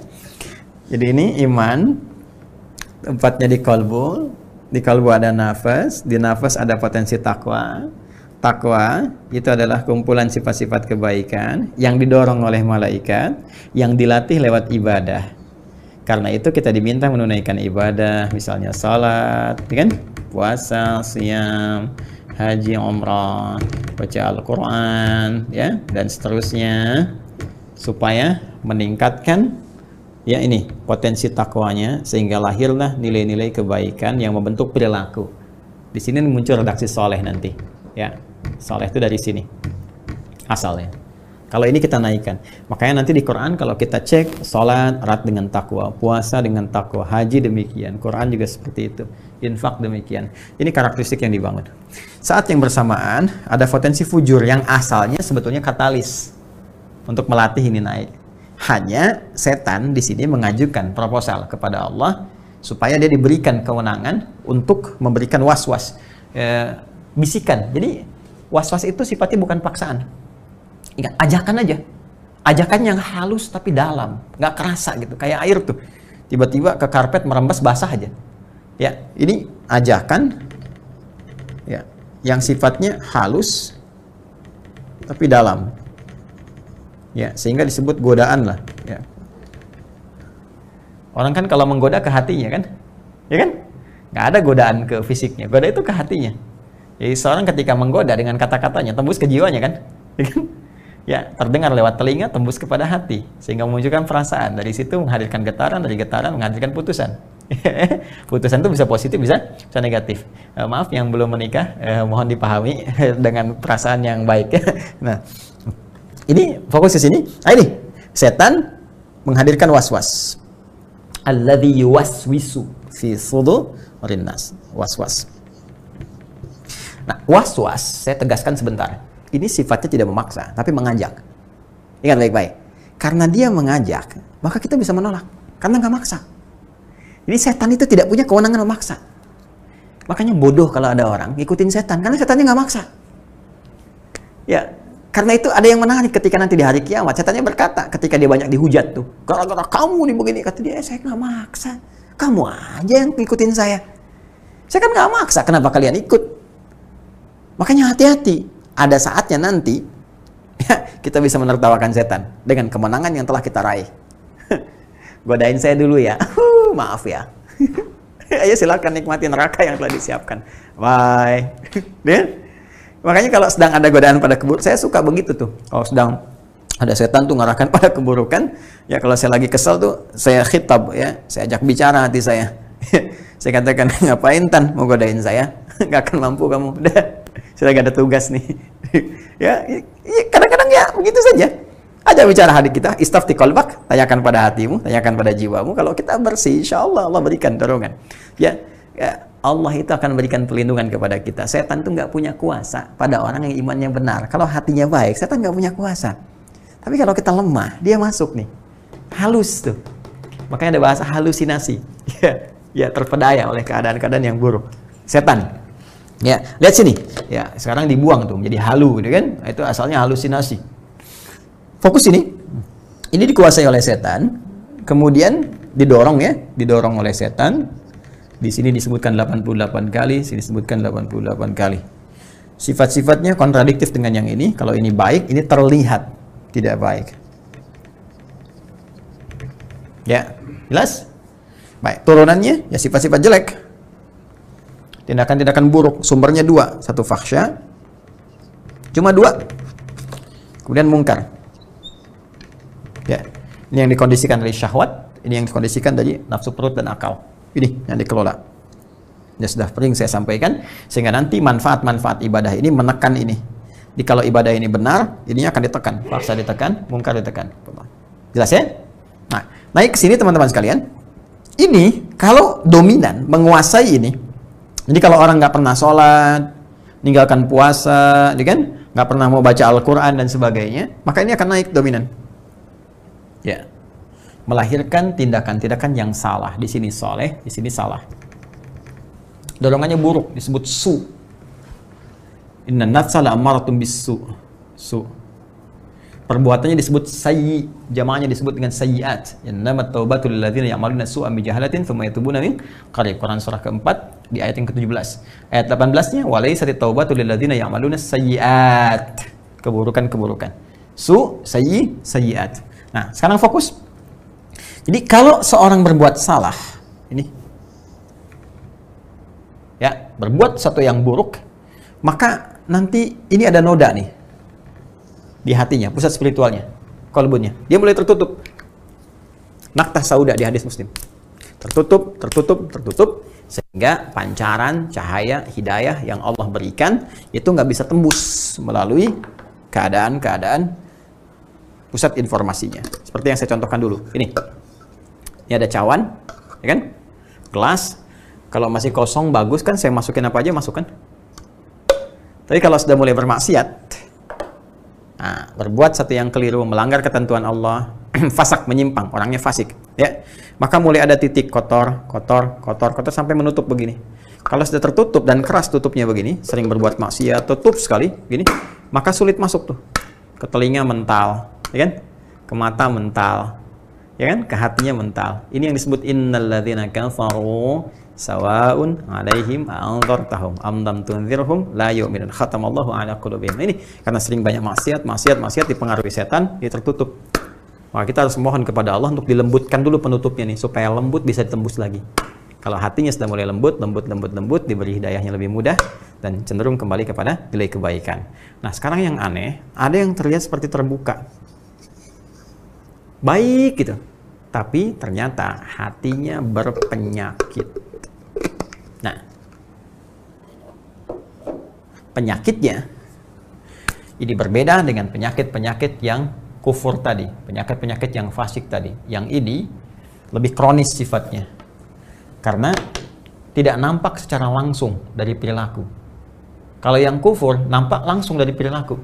Ya, penyakitnya dari fahsya misalnya, muncul apa? Pornografi, nonton gambar-gambar yang tak bagus, video-video yang buruk.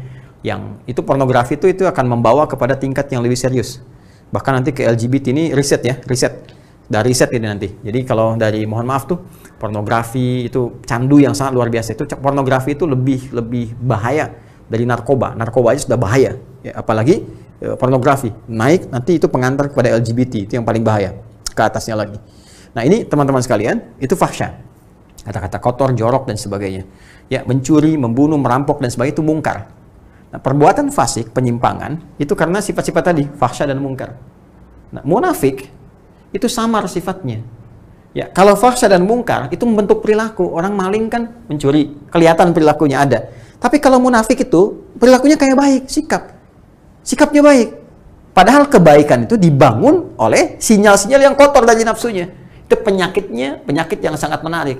Berbeda dengan penyakit-penyakit biasa. Apa di dalamnya? Seperti riya misalnya, hasad misalnya, ya hiqd misalnya, dengki, dendam, riya, sum'ah dan sebagainya. Ini penyakit-penyakit seperti ini. Berbeda dengan penyakit yang ini. Nah, riya, ingin kelihatan pamer, ya, ingin kelihatan dermawan. Dermawannya bagus tuh, dermawan bagus, ya, bagus dermawannya. Cuma ingin kelihatan dermawan, jadi nggak bagus. Jujur bagus, ingin nampak seperti orang jujur, jadi nggak bagus.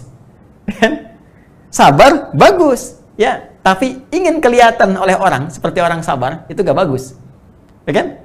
Ya, bersikap baik pada orang karena hartanya itu bagus, karena jabatannya bagus, hormat pada mereka. Tapi kehormatan yang diisi oleh perasaan iri hati itu nggak bagus. Hormat, ya maaf, ya di wajahnya ada senyuman, masya Allah Pak, Bapak itu luar biasa, bisa punya jabatan seperti sekarang. Cuma di hatinya, mudah-mudahan Bapak besok kehilangan jabatan. Itu hasad, keinginan meruntuhkan kenikmatan diperoleh oleh orang lain. Itu hiqd. Tuh, ini bahaya. Itu yang disebut dengan sifat-sifat ini melahirkan sifat nifak yang membentuk munafik. Tipikal golongan ketiga. Jadi, orang munafik itu sama-sama yang ingin saya sampaikan punya penyakit di hatinya. Punya penyakit di kolbunya. Ya, penyakit yang melahirkan dampak kepada fisik disebut daun. Penyakit yang melahirkan dampak kepada jiwa, sumbernya dari kolbun, disebut maradun. Jadi orang yang sedang riya itu maradun, orang yang sedang hasad itu kena penyakitnya maradun, orang yang hiqd, dengki ya, dendam itu maradun, ada penyakit di kolbun. Kalau satu orang, kalau banyak orang, ya, maka jamak bentuknya dari kolbun jadi kulubun. Ya, di kulubnya ada apa? Ada maradun. Karena itu kalau ditanya kemudian, kenapa orang munafik itu bermasalah imannya? Kenapa dia menipu dirinya sendiri? Di ayat 9, ya kan? Kenapa dia mencoba menipu Allah dan orang beriman? Padahal tanpa sadar dia menipu dirinya sendiri. Karena di kolbunya ada maradun. Karena di kulub mereka kalau banyak. Karena munafik menular. Kalau banyak orangnya di kulubun. Ya, di kulub hati-hati mereka itu ada penyakit maradun. Maka dijawablah dari pemaparan ini, turunlah kemudian, perhatikan, ya, pernyataan tegas dari Allah Subhanahu wa taala yang mendasari pemaparan yang telah diuraikan tadi, ayat 10. Fi qulubihim marad. Nah, jadi ini saya balik nih. Biasanya saya terangkan ayatnya dulu kan, baru kita turunkan. Nah, ini karena ayatnya sudah kita ulas 8 dengan 9, maka saya turunkan dulu korelasi paparannya, baru saya naikkan ke ayat. Karena itu pemahaman kita bisa lebih kuat. Fi qulubihim, fi qulubihim maradun. Ini fi qulubihim marad. Ya, kita i'rab dulu ya. Kita i'rab dulu nih. I'rab adalah perubahan-perubahan harakat yang dengan itu melahirkan keluasan makna dan kedalaman pengetahuan. Perhatikan baik-baik. Ikuti dulu ya, ikuti dulu. Fi harfu jarrin, ya. Mabniun ala sukuni fi la mahalla lahu min al-i'rab. Ya kan? Fi ini huruf jar yang menjadikan kalimat setelahnya berharakat kasrah, ya. Karena itu kita lihat walaupun jamak ini tetap harakat akhirnya ini kasrah. Karena ini nyambung, ya. Ini dhamir nanti ya, kata ganti. Asalnya dari sini. Ini kan kulub, asalnya kulub begini. Jamak dari kata kolbun, kan? Plus hum, ya kan? Jelas ya? Ini kata ganti. Ini karena ada fi, harakatnya di kasrah. Kulubi. Jelas ya? Baik. Perhatikan baik-baik. Fi ini huruf jar menjadikan kalimat setelahnya ujungnya harakatnya di kasrah. Jadi kalau ada fi, ujung-ujung harakat setelahnya itu kasrah. Ya, min ila an ala fi rubba ba kaf lam, ya. Min ila an ala fi ya, rubba ba kaf lam. Masjid, al masjid. Al masjidu. Ada fi. Fil masjidi. Ya, jelas ya? Al baitu ada fi fil baiti. Fi di dalam, di kan? Di dalam. Fi aina anta, di mana kamu? Ya, ana fil masjid, saya di dalam masjid. Ana fil bait, saya di dalam rumah. Jelas ya? Gampang bahasa Arab kan? Mudah ya? Iya, anak kecil di Arab ya. Itu lancar bahasa Arab saking gampangnya. Lihat sini. Fi qulubi. Qulubi ismun majrurun bi fi. Wa alamatu jarrihi kasratun zahiratun fi akhirih. Wa tanwinu mahdhufun ya litisalihi bi dhamir. Ini ya, muttasil. Hum. Ini isim majrur, hilang tanwinnya karena bersambung dengan kata ganti. Nah, yang mau saya katakan wasyibul jumlah ini teman-teman sekalian, gabungan antara fi dengan qulub itu di posisi i'rabnya, ya, di gramatikal bahasa Arab kedudukannya itu disebut khabar muqaddam. Khabar muqaddam. Ikutin dulu ya. Ikutin dulu. Jadi nggak usah fokus ke istilah, yang penting paham aja dulu ya. Ini butuh spesialisasi, nanti kalau teman-teman berminat silahkan ikut di kajian bahasa Arab, dalami, baru insya Allah paham ya. Seperti pernah saya uraikan, khabar itu kan ini informasi yang ingin ditekankan, menjelaskan keadaan sesuatu. Yang dijelaskannya disebut mubtada namanya. Nah, asalnya itu biasanya objeknya dulu atau subjek yang ingin dijelaskan disebutkan dulu, disebut mubtada, begini, mubtada. Baru khabar plus khabar. Ini normalnya begini, mubtada dulu baru khabar. Al masjidu kabiran. Masjid itu besar. Masjidnya dulu mubtada, khabar baru informasinya. Nah, dalam ilmu balaghah, kalau kita ingin menguatkan, menekankan sesuatu, mana yang ingin kita tekankan? Apakah masjidnya, mubtadanya, atau kabir, besarnya? Kita ingin menekankan besarnya masjid itu atau masjidnya? Kalau kita ingin menekankannya, maka yang ingin kita tekankan dahulukan ya dalam urutannya. Kalau kita ingin menekankan informasinya, maka dahulukan informasinya sebelum mubtadanya. Maka komposisinya menjadi begini. Khabar ini didahulukan, dalam bahasa Arab didahulukan disebut muqaddam namanya. Ya, plus mubtada. Kalau kita ingin menerangkan ini sebagai sesuatu yang sangat ditekankan. Yang paling menarik di ayat ke-10 ini, yang Allah tekankannya tuh yang ini, khabarnya. Untuk menjawab pertanyaan di ayat 8-9 tadi, ketika Anda bertanya, kenapa sih orang munafik ini imannya bermasalah? Ya, masalahnya apanya sebetulnya? Kan kelihatannya seperti orang baik. Di mana letak masalah di imannya? Maka Allah tekankan, hei, masalahnya di hatinya itu loh, ada persoalan. Di jiwanya. Ada masalah besar di hatinya yang nggak sama seperti orang normal. Ini orang nggak normal, kelihatan baik, tapi hatinya berpenyakit. Kan? Ini yang ingin ditekankan. Di persoalan utama orang munafik itu ada pada jiwanya. Ini, kembali ke sini tadi ini. Ini yang sedang dikuasai oleh setan dengan penguasaan yang sangat dahsyat, sehingga nggak nampak seperti orang-orang fasik, nggak kelihatan seperti orang kafir yang menutup diri, yang jelas perilakunya, ya jelas nih, arahnya jelas. Ini samar kelihatannya. Kenapa? Karena ada bahaya di sini nih. Dan bahayanya apa? Jenisnya. Anda bertanya lagi, apa ya Allah jahat? Jenisnya apa? Bahayanya apa? Penyakitnya bagaimana? Marad nih. Fi qulubihim marad. Nah, ini ada penyakit-penyakit samar yang nggak nampak secara langsung, nggak kelihatan. Ya, nggak kelihatan, tapi lewat perilaku itu bisa terdeteksi. Nanti yang bisa melihatnya adalah nilai-nilai keikhlasan. Benar nggak nih? Saya mau menyumbang Pak untuk renovasi masjid. Kelihatannya di sini ada renovasi. Oh iya Pak, Masya Allah, Alhamdulillah. Sampai sini masih bagus. Berapa Pak kebutuhannya? 5 miliar. Nggak usah. Biar Pak, nggak usah buka sumbangan. Biar saya aja yang nyumbang. Kan? Sampai sini masih bagus. Benar Pak? Iya nggak apa-apa. Ikhlas Pak, karena Allah. Bismillah. Nih 5 miliar. Tapi mohon Pak ya, nanti pas Jumatan dikasih tahu bahwa saya mengatasi semuanya ini. Kalau perlu di akun Bapak sebarkan dari Sabang sampai Merauke. Nah, mulai muncul. Jelas ya?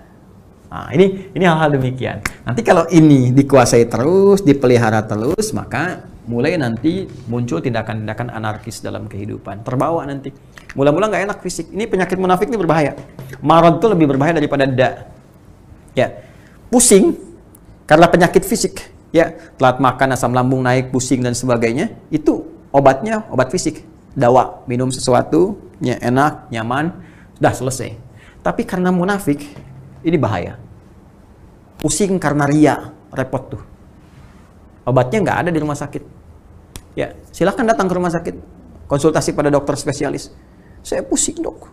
Di mana Pak? Hampir semua keadaan kepala saya, depan, kanan, kiri, belakang pusing. Apa gejala yang dirasakan? Itu Pak, kalau tetangga saya beli handphone baru, saya pusing yang kanan. Kalau dia beli kulkas, pusing yang kiri Pak. Kalau dia pesan sesuatu yang baru, oh pusing yang depan. Nah itu, ini pasti yang ini nih. Ya, ini bahaya.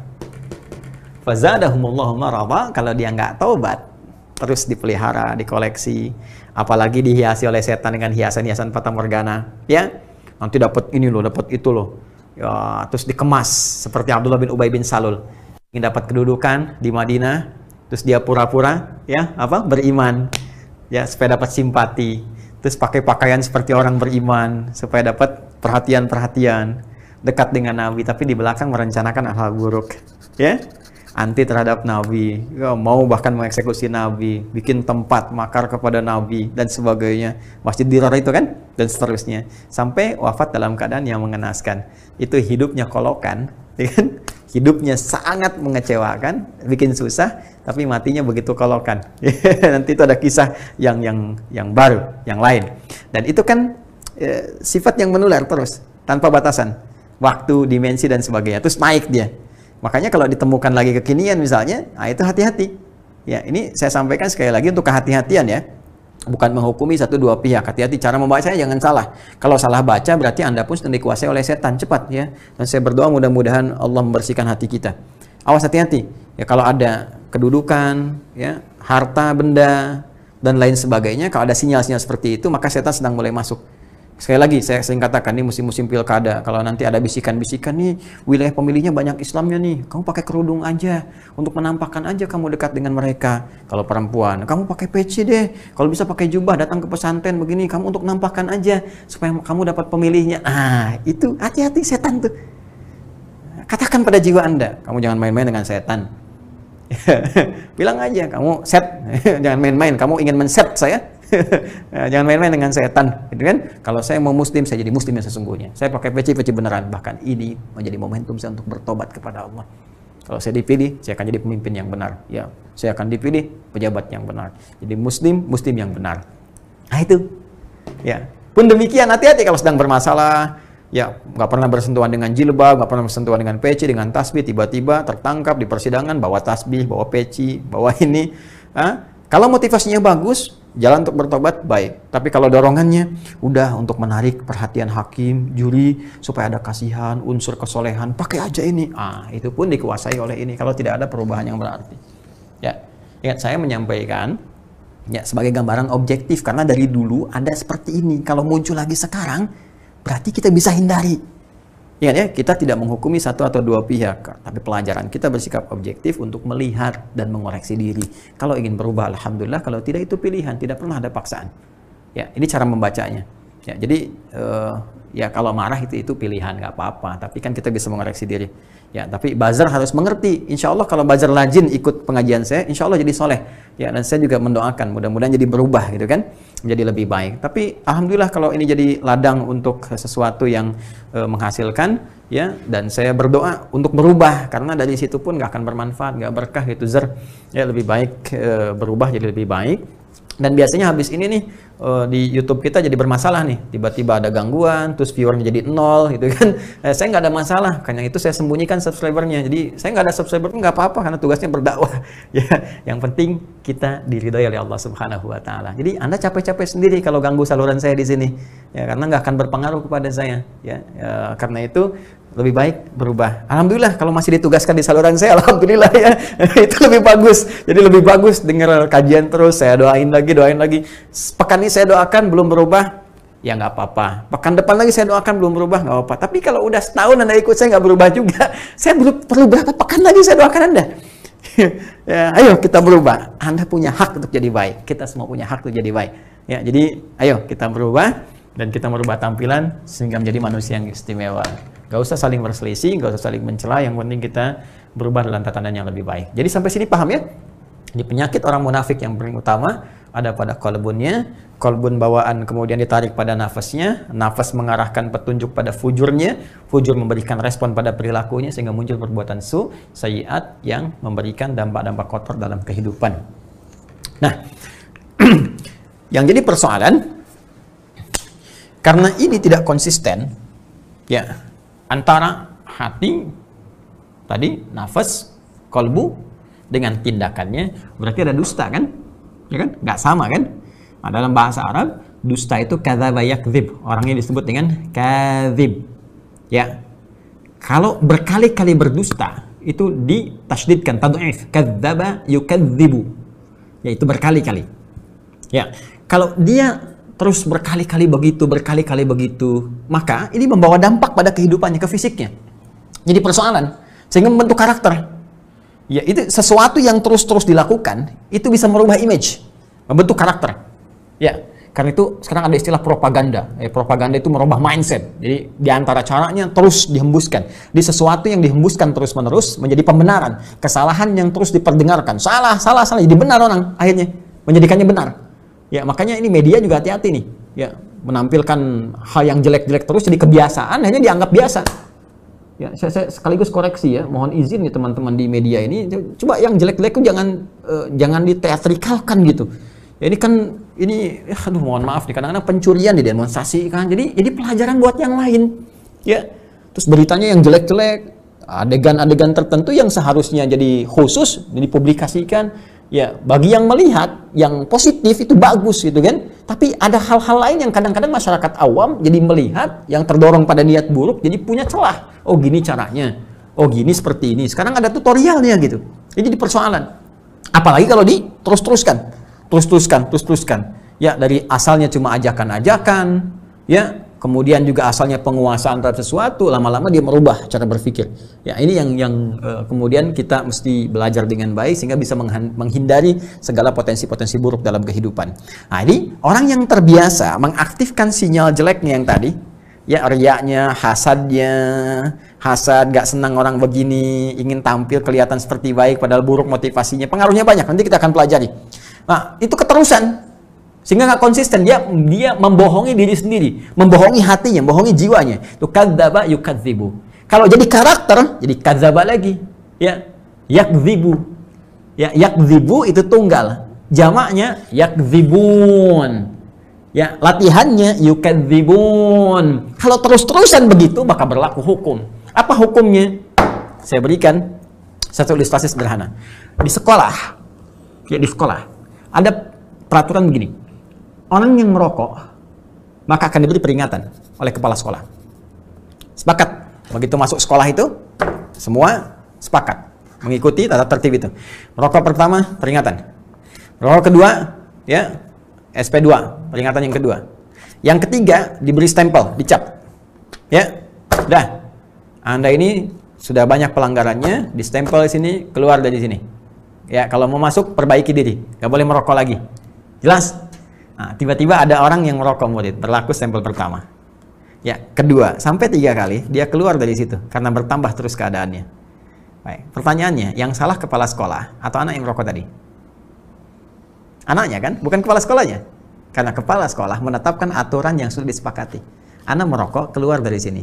Ya kan? Kalau Anda ingin balik lagi, saya buka. Anda boleh taubat. Ya, kembali itu taubat namanya. Saya buka pintunya, tinggalkan rokoknya. Silahkan, masih baik kan kepala sekolahnya? Dan Allah maha baik. Membuka semua peluang pintu untuk kembali. Tapi Allah pun dengan sifat adilnya membuat aturan. Kalau ada orang begini bertambah penyakitnya, maka hukum ditetapkan, distempel dia. Ya kan? Tapi tetap dibuka peluang untuk balik. Karena itu ada redaksi, perhatikan. Fi qulubihim maradun fazadahumullahu marada. Maka bertambahlah, Allah menetapkan bertambah tuh penyakitnya, nambah. Kenapa bertambah itu? Bukan karena Allah menginginkan bertambah. Bima kanu yakdzibun. Karena itu baknya sebabiyah. Bima, sebabnya kanu yakdzibun, mereka sendiri terus berbuat begitu. Dikasih peluang tobat gak mau balik. Ya, dikasih peluang kembali nggak mau. Bukan Allah nggak memberi hidayah, dikasih nggak mau, itu masalahnya. Karena itu di riwayat Qalun dan Warsh dari Imam Nafi' itu dibaca yukadzibun di ujungnya riwayat itu. Jadi ada 2 riwayat, bisa yakdzibun, bisa yukadzibun. Ya, kalau kita hafaz dari Asim kita baca fi qulubihim marad fazadahumullahu marada. Ya, walahum adzabun alimun bima kanu yakdzibun. Di Qalun pakai yukadzibun. Fi qulubihim maradun fazadahumullahu marada walahum adzabun alimun bima kanu yukadzibun. Ya? Di Warsh juga demikian.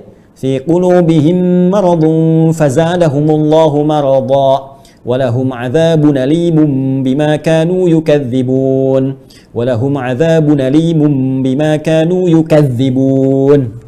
Yukadzibun, terus-terusan. Ya, karena terus ya terperdaya, terus ngikutin bisikan setan, terus dipertahankan riyanya, dengkinya, sum'ahnya, nggak mau berubah. Habis itu dimakan dari yang haram lagi. Wah, udah deh, terkontaminasi, kumpul semuanya. Ya. Kumpul keburukan-keburukannya, nyatu jadi satu. Akhirnya kalau nggak mau berubah juga terancam. Apa ancamannya? Walahum adzabun alim. Berpotensi mendapatkan siksa yang pedih. Nah, pertanyaannya, kenapa ancamannya menjadi alim? Sedangkan orang kufur azim. Ayat 7, ya, walahum adzabun azim. Azim orang munafik, walahum adzabun alim. Apa perbedaan antara alim dengan azim? Seperti apa bentuknya? Bagaimana ancaman dahsyatnya? Jenisnya seperti apa? Nanti insya Allah kita akan coba saksikan kembali di pekan yang akan datang. Ya, kita akan gali lagi. Hari ini cukup kita ketahui tentang dasar-dasar penyakitnya, gambaran-gambarannya. Kemudian setelah itu kita mesti belajar bahwa kalau itu terus diikuti, ada inkonsistensi antara perilaku dengan jiwa, akan membentuk penyakit yang sangat berbahaya. Itu harus diatasi. Kalau tidak, ada ancaman yang sangat dahsyat.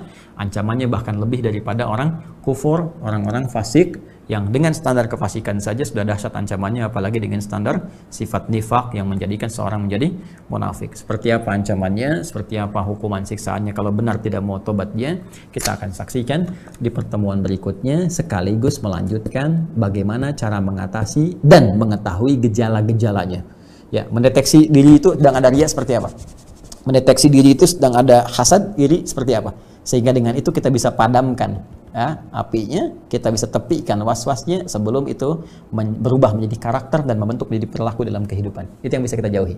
Ya, dan ancaman itu sekali lagi kita insya Allah akan bahas di pertemuan berikutnya. Saya kira itu dulu yang kita kaji. Kemudian izin saya bacakan sedikit di kitab ya, supaya kita bisa dapatkan informasi bahwa apa yang saya sampaikan bisa selaras dengan keterangan di kitab para ulama, sehingga Anda tidak menyimpulkan bahwa ini utak-atik nih, ini argumentasi pribadi. Ya, kita lihat apakah ini hanya pemikiran pribadi atau ini justru dari ilmu-ilmu yang diwariskan dari ulama-ulama sebelumnya.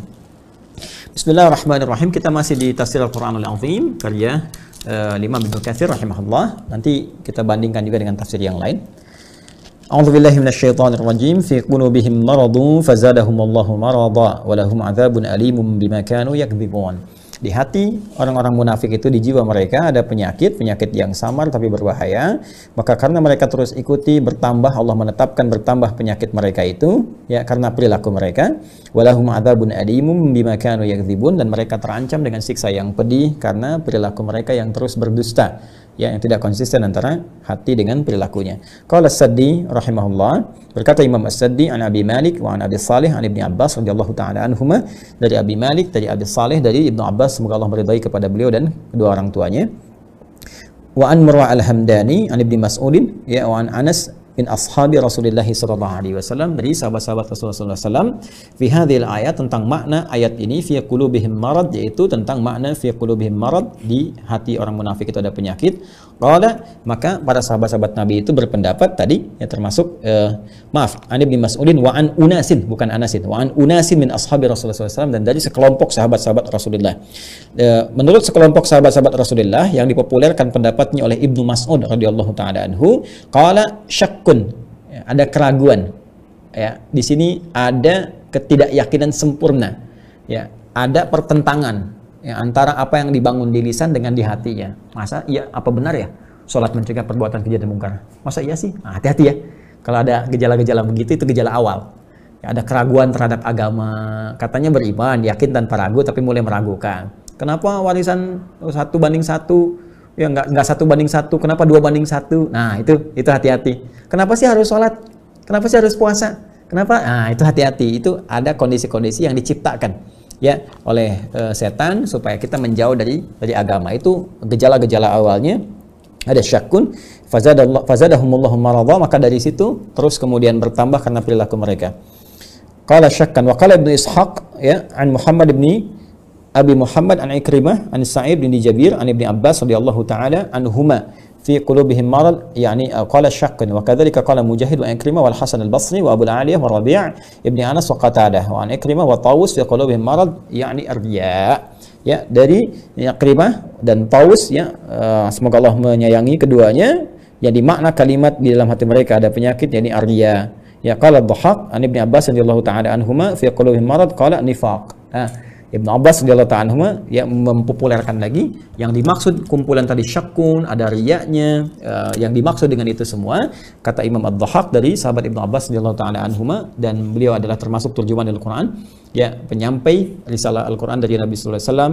Yang dimaksud adalah penyakit nifaq yang melahirkan sifat munafik. Nifaq ini yang mengumpulkan sifat-sifat tadi, ada riyanya, ada syaknya, ya, ada sum'ahnya, ada kemudian hasadnya, hikadnya dan sebagainya. Nanti kita pelajari di pertemuan berikutnya. Jadi saya mau katakan bahwa apa yang telah saya sampaikan tadi itu merujuk juga pada ilmu-ilmu yang sanadnya bersambung pada keterangan sahabat-sahabat Rasulullah SAW dari Nabi SAW, yang nanti kita akan perdalam dengan membacakan keseluruhan, sehingga dengan izin Allah kita berusaha untuk mendapatkan pengetahuan yang lebih lengkap lagi. Kita kira itu, semoga Allah menghilangkan dan menepikan sifat-sifat buruk dalam hidup kita dan menjauhkan kita dari sifat-sifat nifak, apalagi masuk dalam golongan orang-orang munafik. Sebelum kita akhiri, izin menyampaikan informasi kawan-kawan sekalian. teman-teman yang terhubung dengan STUAH, Sekolah Terbuka Usahakan Al-Quran Hafal.